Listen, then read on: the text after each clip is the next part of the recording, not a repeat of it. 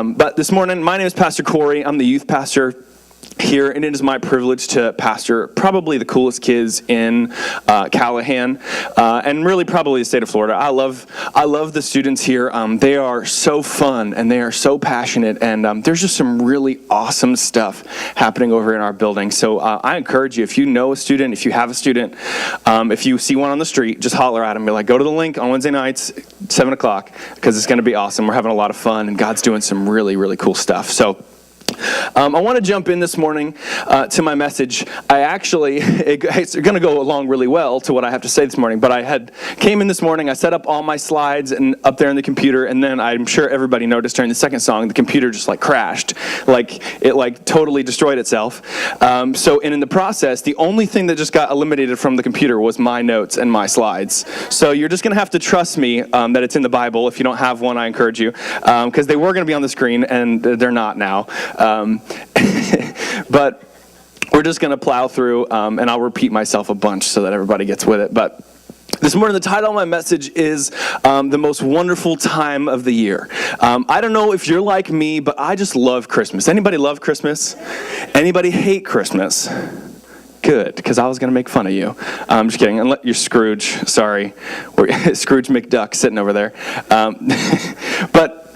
But I love Christmas, and I have some really, really great Christmas memories, and I also have some pretty terrible Christmas memories, but I'm sure, and I think everybody does kind of have some of their favorite Christmas stories. So if you would do me a favor, because I like to have everybody participate, can you just think of your favorite Christmas moment, family moment, story time, present maybe, whatever it is, and would you just turn to the person around you, would you just tell them hey, this is 30 seconds, we don't need a book, we don't need a biography of your life, okay, but could you just tell the person next to you your favorite Christmas memory? Can you do that? 30 seconds? If you don't do it, it's going to be really awkward and quiet, and I'm going to feel really inadequate. So you could just share yours really fast.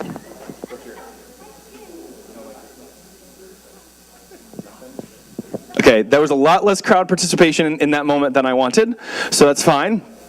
I have several Christmas, and I'll share mine. But I have several of my favorite Christmas stories. But my favorite one, we were living in Africa. We were missionaries in Africa, and we didn't have a lot of money because obviously we were missionaries. We were living in Africa, and there wasn't a lot of gifts accessible. So what my parents decided to do on Christmas was to take us out on a safari.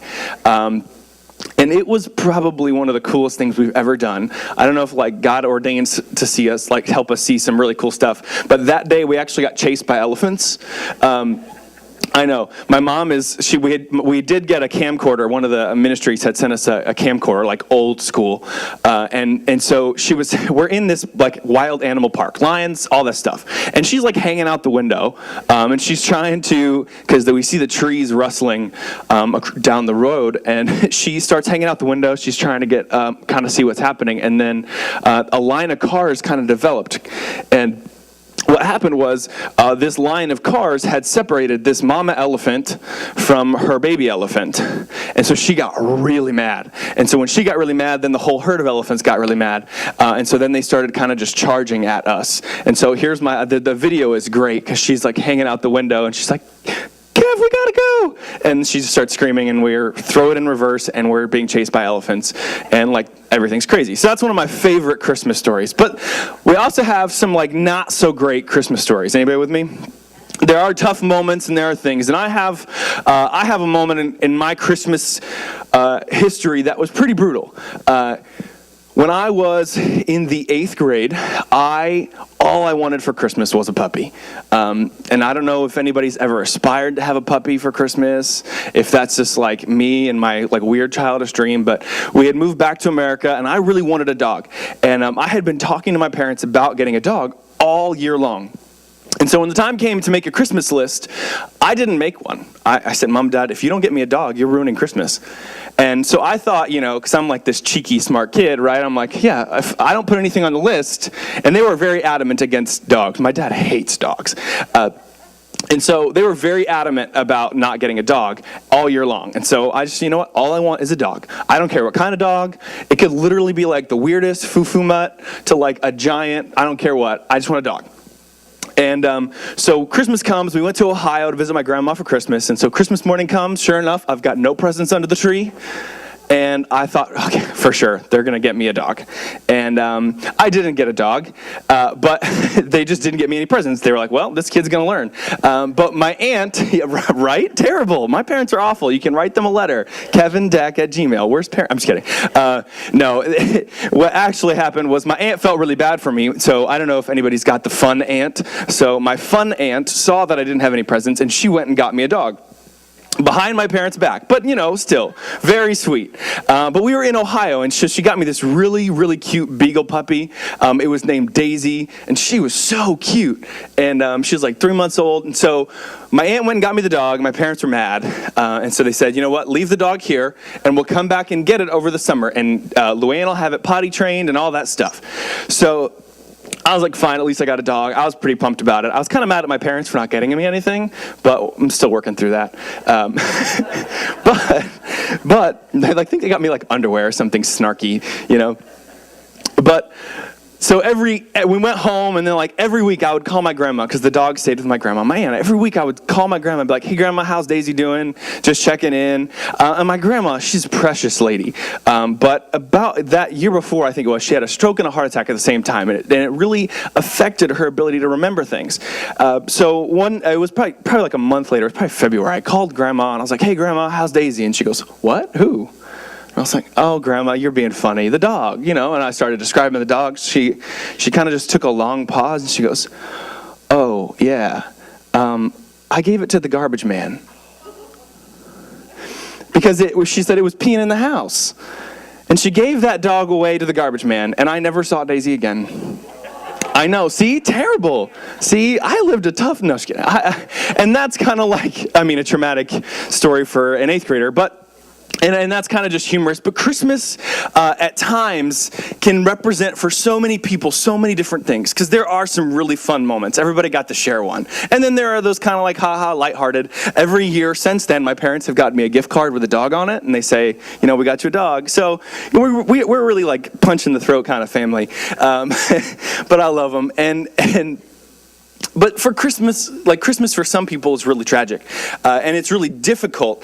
I was talking to some friends of mine as I prepped for this message, and some students of mine at Sunshine, and I was just kind of, hey guys, what's Christmas like for you? Is it really awesome? And they all kind of like the idea of Christmas, but the season is tough for a lot of people. One of the students said, he goes, I love Christmas, but I've never spent Christmas with both of my parents.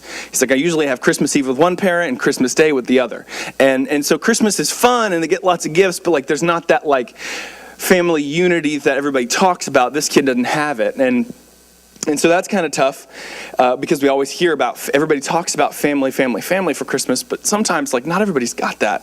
And so it's hard to kind of separate the most wonderful time of year for people who don't necessarily have everything that we, idealize Christmas to be. And then there was a friend of mine. He was talking and he said, we all get together for Christmas, but he's like, usually every Christmas ends up in some kind of fight because my family can't stand being together.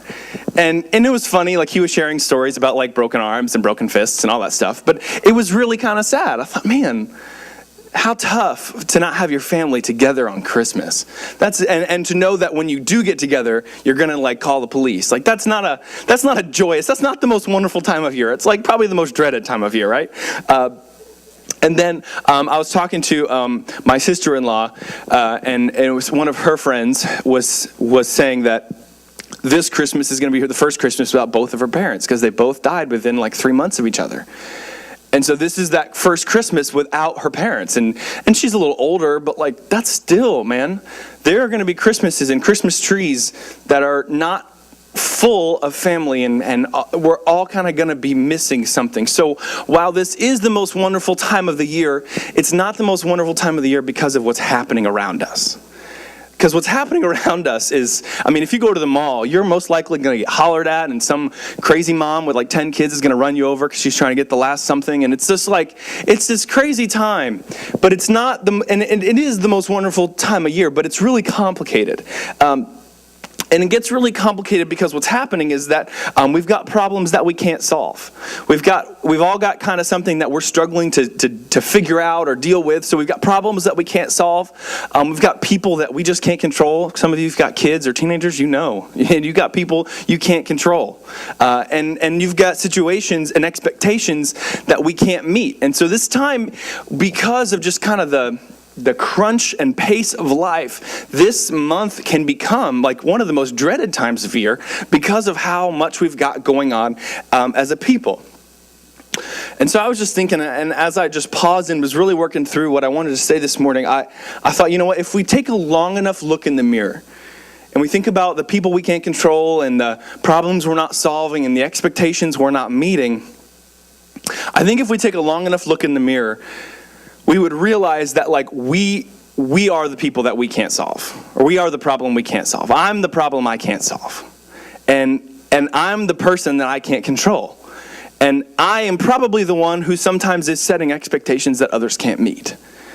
And so the source of some of our stress and some of our issues and all the things that kind of cramp and press into this time is a lot of times us and the way that we perceive things. And so it's not the greatest time of year because of what's happening, but it is the greatest time of year because of what has happened and what did happen. All those years ago in a little manger, when Jesus came into the earth, man, that's what we celebrate. This whole season is anchored around that one just game-changing moment.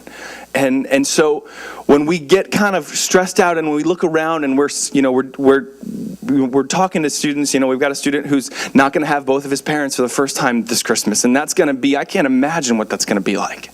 And all the things that are going on in our lives, but if we can, all the stuff that's going on, if we can center our lives around the fact that, it's not about what's happening, it's about what happened. And it's about that Jesus came in here, and we can center our life on something hopeful and not something dreadful, and something life-giving and not something life-taking. And we can center our life around something that is just so, it gives us purpose.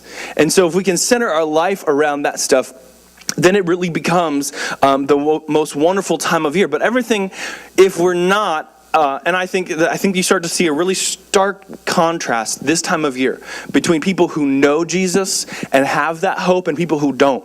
And I think that's why everything does get a little darker. Because this season, if you don't have your life anchored on something, it does get pretty dark. It does get pretty difficult.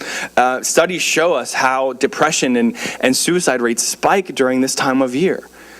And it's a heartbreaking reality, but I think we as a church can do something about it because we have the hope of what happened and what's going to happen, so we can help to bring that to the world.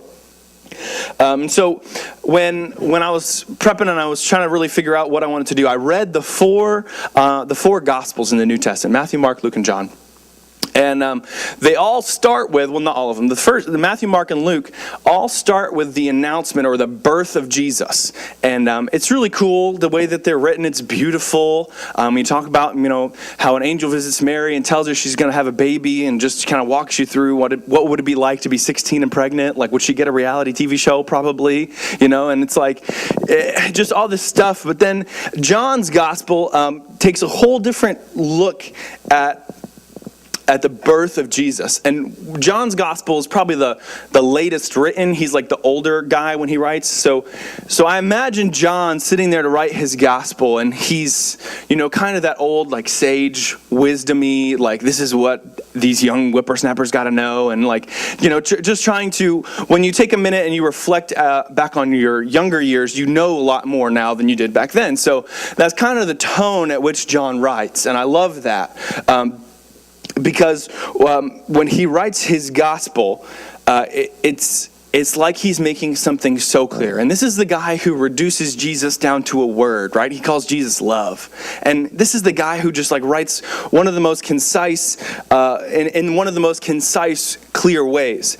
But he's also the guy who experienced a lot more loss and death because he was so old. He watched his friends get executed and killed, and he watched family members get murdered, and he kind of experienced so much loss. He lived through Nero, who sent General Vespasian to like wreak havoc on the Jewish people in the Jewish cities, and so he saw all of his area.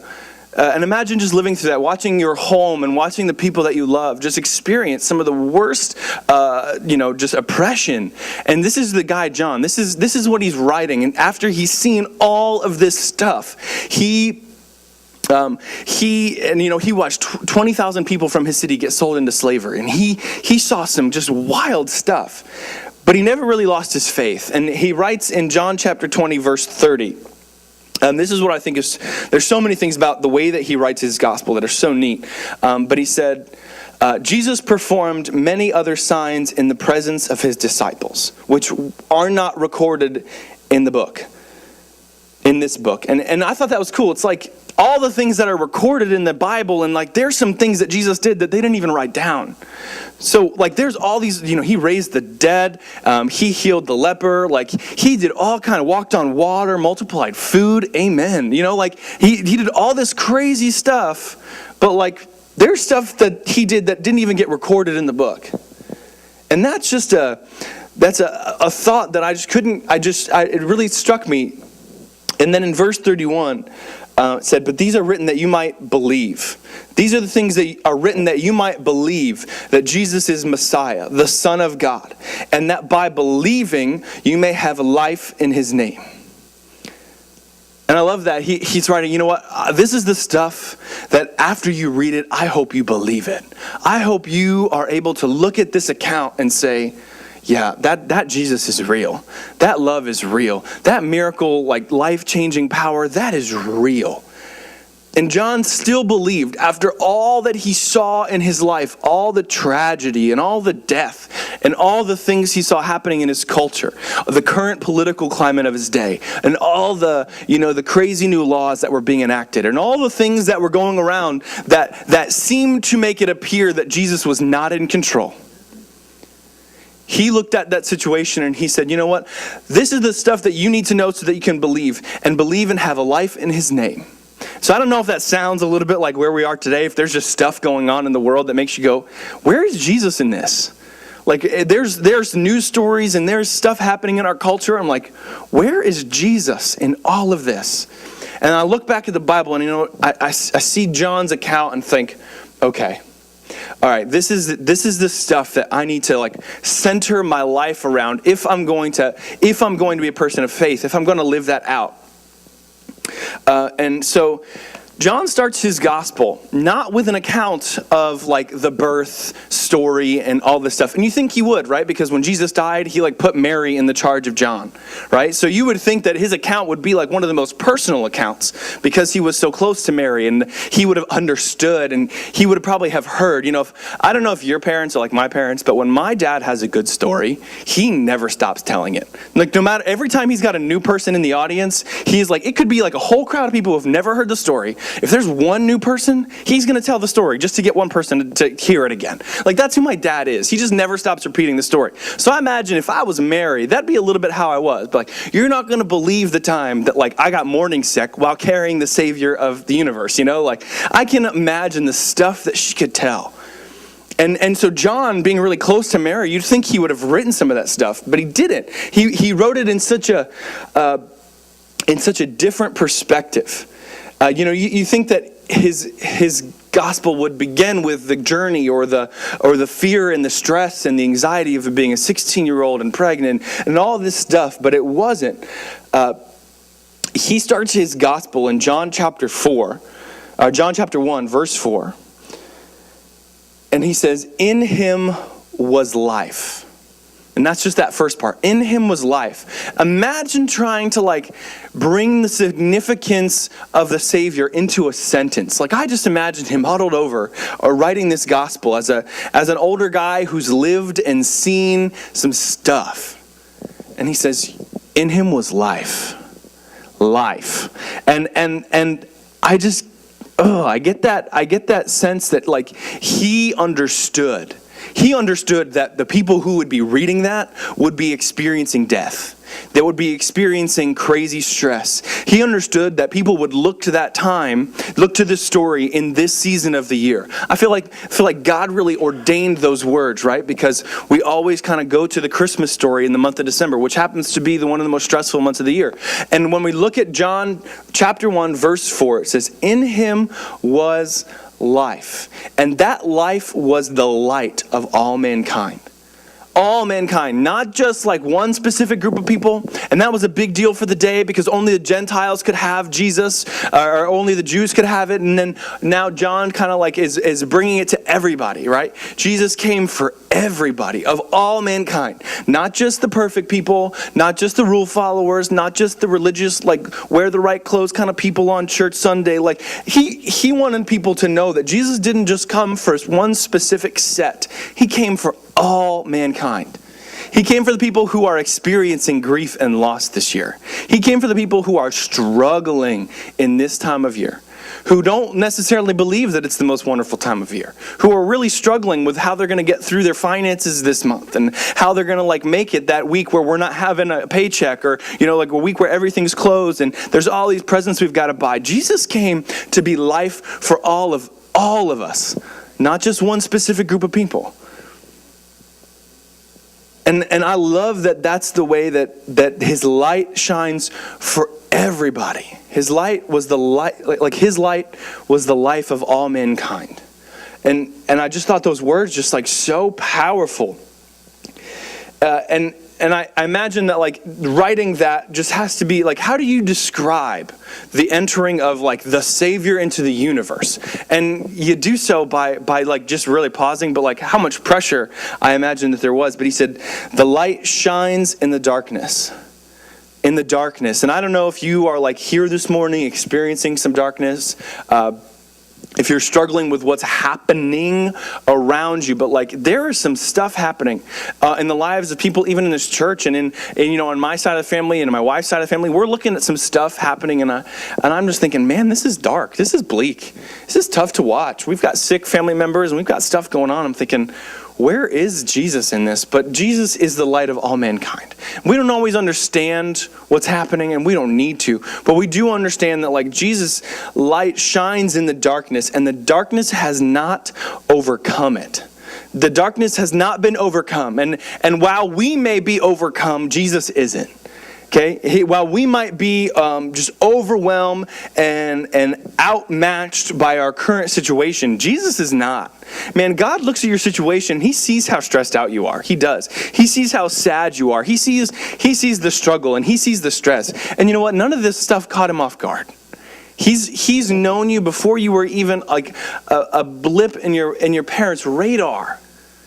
And so what's happening now and that kind of loneliness that can settle in, that stuff's not catching Jesus off guard. And in fact, he's saying to you, you know what, you're not alone if you would just like come after me. If you would just like settle your life and focus in on me. And when the world kind of says to you, you know what, this is not enough. You are going to be outdone and overmatched. When the world looks at you and says, you're not, Jesus looks at you and says, you are. He looks at you and says, you are good enough. You are skilled enough. You are talented enough. You are loved enough. And we might not always feel it, but it's always there. And sometimes we get caught up in our feelings, but we all know our feelings lie to us, right? Our feelings lie. And our feelings, if we lived by the way that we felt, I would be oftentimes doing some inappropriate hand gestures on the road. Okay, if we lived at the victims of our as victims of our feelings, we would be victims all the time. We would look at our situations and we would be constantly casting blame, because our feelings, our emotions, and the way that our brain is kind of hardwired to be is to just like cast blame or dodge blame and just kind of like be at the center of what's wrong, and it's not our fault. But man, if we can. This morning, if we can recognize that I am the person I'm struggling to control, and I'm often the one that's setting expectations that other people can't meet, and there are some situations and some problems that I'm trying to solve, but like I am the problem in those situations. Is anybody with me? Is that like hitting home with you? I hope that it is. And I'm telling you this because this is me. You know, I'm like, oftentimes I'm sitting there, Sarah and I are chatting, and I'm like, oh, this is so my fault, isn't it? And she's like, yep, yes it is. I'm like, dang. She's so loving when she speaks. But she just is that way, and that's how we are. And so I just, this morning, if you could just catch that. But his life is the light of all mankind, and the darkness hasn't overcome it. No matter how deep the heartache, or how extreme the fear, and how real or deep that depression might be, or no matter kind of like how dark it might seem, there is always light, and there's always light that's going to overcome. On your darkest days, right? That light is always going to be there. And we're confronted during that Christmas time. If I get the band to come join me, we're going to close. And I want to close with a time of worship. I want to close the time of worship so that we can really center and really just get behind who Jesus is this morning. We can get in and jump in with the fact that, you know what, not now and not ever is Jesus going to be overcome by our life and our issues. There's not ever going to be a moment. There's always hope. There's always a God who hears our prayers. There's always a reason to take your next breath and your next step. No matter like what's happening all around us, there is darkness, and it is not going to overcome Jesus' light.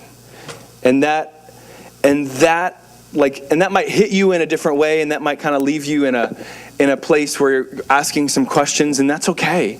Man, it's okay to have questions during this time of year. It's okay to have some feelings this time of the year.